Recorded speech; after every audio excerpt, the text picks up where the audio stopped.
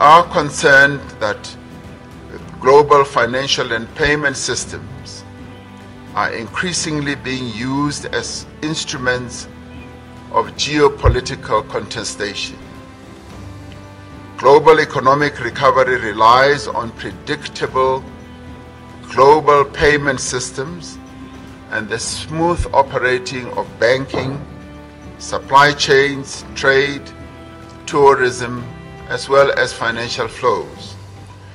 We will continue discussions on practical measures to facilitate trade and investment flows through the increased use of local currencies. This is a matter we believe that further discussions need to take place, particularly amongst our finance ministers. I'd just like to point out also that the share of the countries concerned in which billions of people live has actually increased by 25%, and in terms of PPP, it is in a very high position. It has gone up from 30% to more than 40%. This is an irreversible development in our area, and measures have been put in place to make sure that more trade transactions are made in local currencies, and as a result of that, the share of dollars has actually, or dollar transactions has reduced very considerably, something like 80%. In order to give the BRICS agenda new direction, India has given some suggestions, such as the Railway Research Network, the online BRICS database, close cooperation between MSMEs, and a startup forum. I am pleased that significant progress has been made in all these areas. Excellencies, in order to further expand our close cooperation, I would like to place before you a few suggestions. The first is cooperation in the area of space. We have already been working on a BRICS satellite constellation. Taking a step forward, we can think about creating a BRICS space exploration consortium.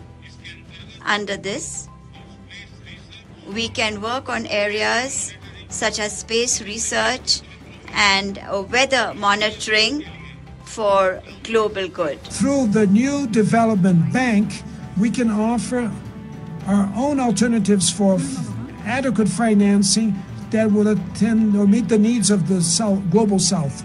I'm sure that under the leadership of my sister Dilma Rousseff, the bank will manage to face these challenges. The creation of a common valid unit for our trade transactions and investments for the BRICS countries will increase our payment options and reduce our vulnerabilities.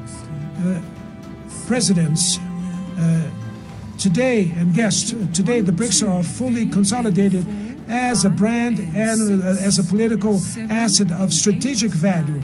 The participation of dozens of heads of government and state tomorrow in the enhanced session will represent an historical landmark. The interest of many countries to join the BRICS is the recognition of its growing relevance. And also, we will have a troika at the G20 as members of the BRICS in the period 2023. And so it's another opportunity for us to make advancement of the concerns of the global South with the inequalities and with sustainable development.